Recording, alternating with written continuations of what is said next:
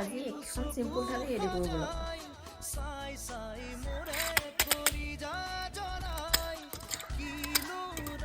চাব খোজা এই দূৰে কাষ হোৱা